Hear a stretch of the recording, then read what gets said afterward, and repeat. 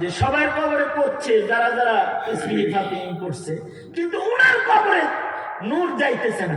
উনি নূর বন্টনকারী, সব বন্টনকারী ফিরিস্তাদেরকে বলে, এই সবাইরে ভাগ দিলা, আমারে দিলা না কেন? আমিও তো তাসবিহ পড়ছি।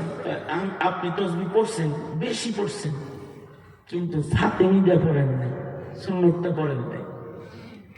এদেরকে যাদেরকে সওয়াব দেওয়া হলো, এরা সুন্নত তরিকায় সংখ্যা গণনা পড়ছে। আল্লাহু আকবার করে বলেন, সংখ্যা গণনা পড়ছে এরা। নবীজি যে আমলটা যা সংখ্যা দিছে, ওই আমলটা ওই সংখ্যায় করাটাও আদালত, ইনসাফ। যেমন ওযু করতেছেন, ওযুর সময় হার হার অঙ্গ কয়বার করে ধুইতে হয়? কেউ যদি বুজুর্গিতে হয় 5 বার ধয়, সংখ্যা ক্রস করছে। তাহলে আল্লাহর রাসূল বললেন, সে জুলুম করলো, সে সীমানা লঙ্ঘন করলো। সংখ্যার একটা দাম আছে। ইবাদত কম করেন, সংখ্যা মতো করেন, সুন্নাত মতো করেন, ওইটার অনেক মূল্য আছে। ইসলাম তো কঠিন না। শাবান মাস দেখেন ইসলাম কতটা সহজ। শাবান মাস, আল্লাহ রাসূল সাল্লাল্লাহু আলাইহি ওয়াসাল্লাম শাবান মাসে অধিক নফল রোজা করতেন।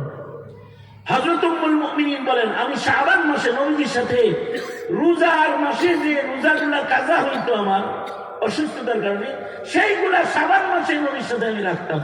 তার মানে কি? রোজার মাসে রোজা কাজা হইছে।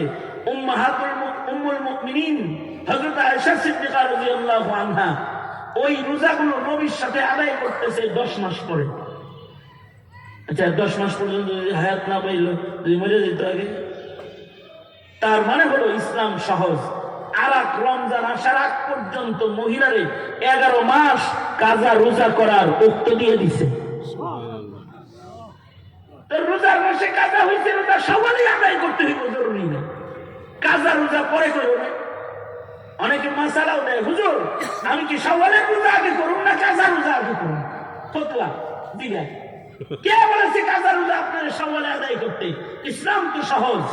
ওই যে উম্মুল মুমিনিন শাবান মাসে যায় কাজাটা আদায় করতেছে, ওই আরেক রোজার চাঁদ ওঠার আগে আদায় হইলেই হইল।